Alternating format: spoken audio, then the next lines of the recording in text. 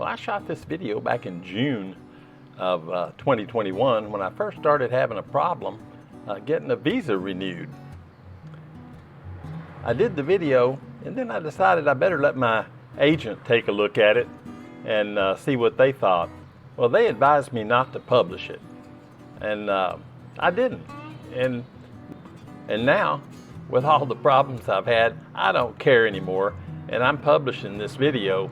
Yesterday I visited immigration again, and everything that they told me on my previous visit turned out not to be true. So I'm stuck in limbo again. I'm going to continue making my series on leaving Vietnam, but I really don't have any news at this point. I don't have how much money they want. I don't have a date. Don't know when my paperwork will be back, and they've got my passport. So I'm pretty much stuck here. So anyway, take a look at this, see what you think. See how you think it should have been handled, and let me know in the comments. I'm always interested in what you've got to say.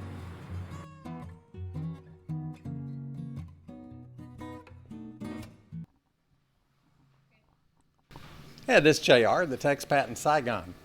You know, Ray and I have been coming to Vietnam for about 11 years. I think our first trip here together was in 2010.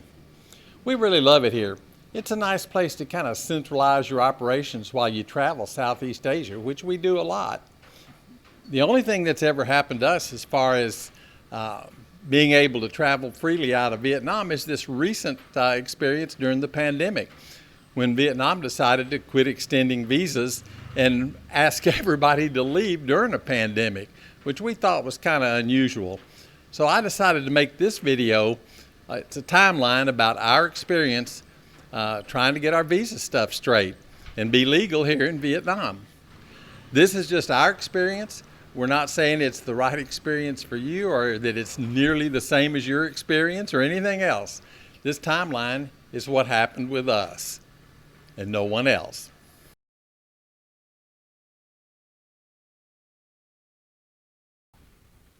Well, our visa timeline actually starts in 2019.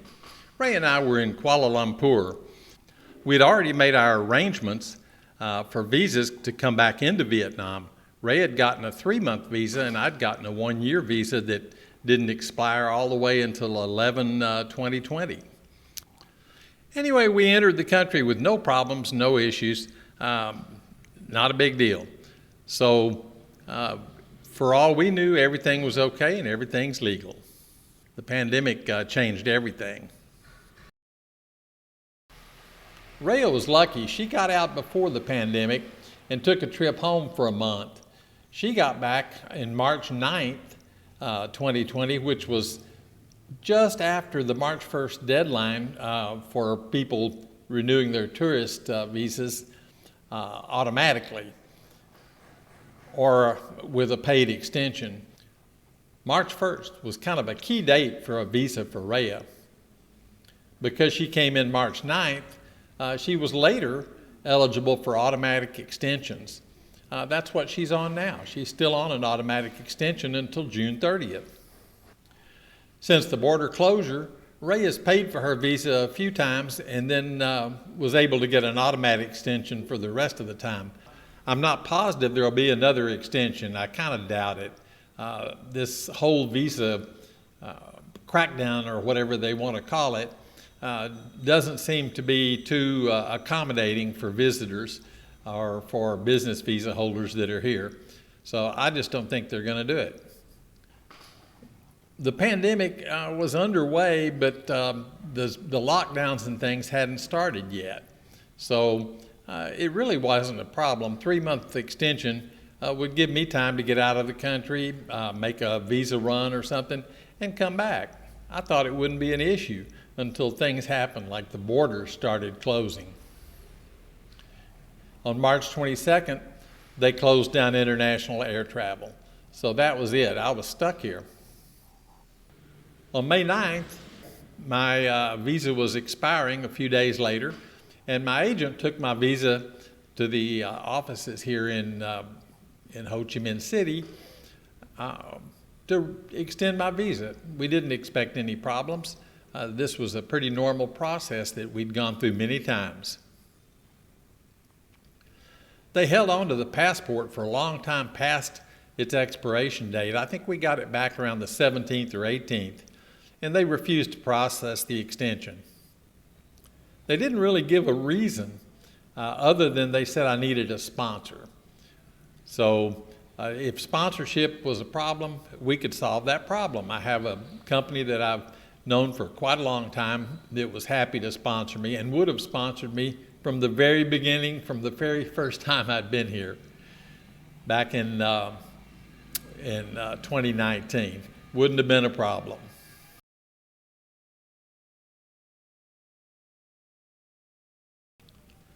Well, I contacted an agent that I've used quite often up in Hanoi, and they said they could process the extension if I had a corporate sponsor. Well, yeah, I've got a corporate sponsor, and he's happy to do the work with me. So we proceeded to get the forms from the Hanoi office, fill those forms out, get notaries done on his business papers, and get everything ready and stamped with his corporate seal, which we did. I visited his office in Ton Binh District, and we did the paperwork together.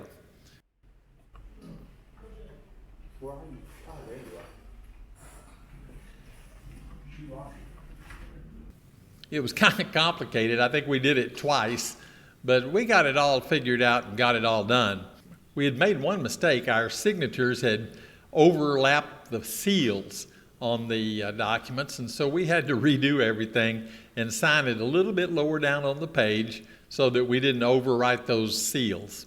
But other than that, everything went smoothly, and we got the paperwork ready to go to Hanoi.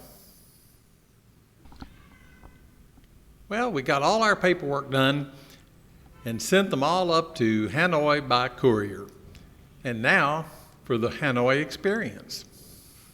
After we finished doing all our paperwork, the agent in Hanoi picked it up by courier. A couple of days later, I think it was a Monday, the agent called, and we agreed on our fee, extension fee of $220 and an overstay fee of $170. And then a little later, she called back and said that they would need another $50 to check the blacklist to see if I was on it. I agreed to all that. I think it was fair, good price, about ordinary. So I wasn't really too concerned about that. Later that day, I got a real surprise. The agent came back and said they couldn't do it unless I paid a penalty of $3,800 US. Well, I want to tell you, in Vietnam, how much $3,800 is. It's 10 3/4 months of my rent. It's the cost of a new Honda SH 150, brand new. It's equivalent to 240 bottles of LPG gas for cooking. Cook a long time for that. I thought it was outrageous. It sounded like some kind of extortion to me. I was really, it's kind of scary because I've never in my life heard of anybody being asked for that kind of money for anything from the immigration department or from the government. They're expensive fees, but they're definitely not for tourist and business visas. Other types of visas are expensive, but this one's particularly not. Their letter says $3,800 US to ignore the problem. Well, in legal situations and in rules and civil penalties, things like that, you don't ignore the problem for a fee. If you ignore the problem for a fee, it's a bribe or it's extortion. I just was totally shocked. Yeah, I've never seen anything like that happen to a U.S. citizen or any other citizen from a foreign country while they were staying in Vietnam. I was shocked.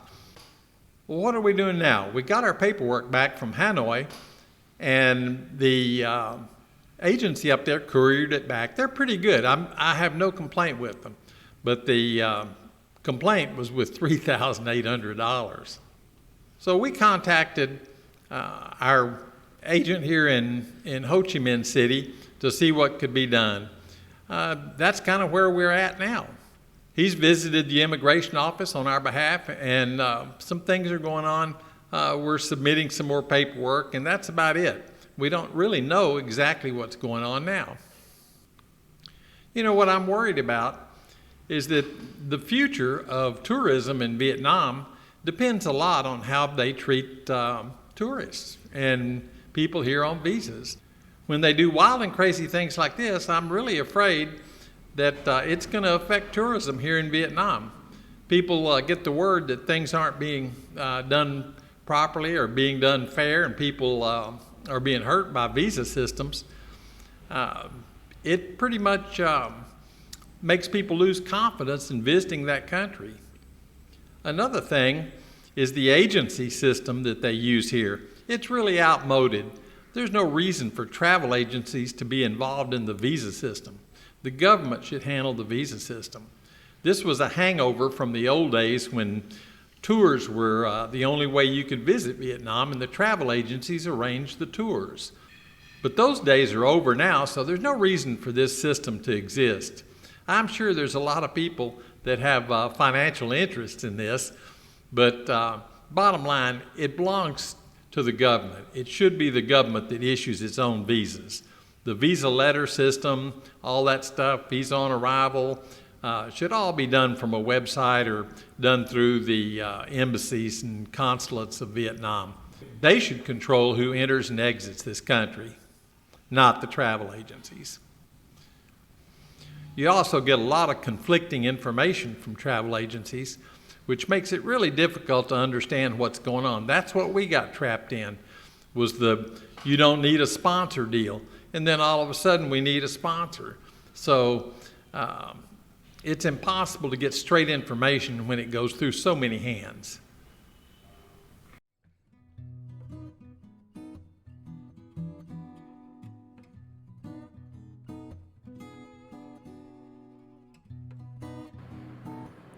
Well, that's about it for this video. I'll continue with my series. I've got 4 episodes now, and then Friday will make us a 5th episode. It'll be kind of interesting to follow. I don't know how long it's going to take and how many episodes are going to be in this series. It's starting to look like I may run for several seasons. This is JR, the Texpat in Saigon. I'm missing my wife. I'm missing my trip to my new house in the Philippines, and I'm stuck here. But at any rate, thank y'all for watching.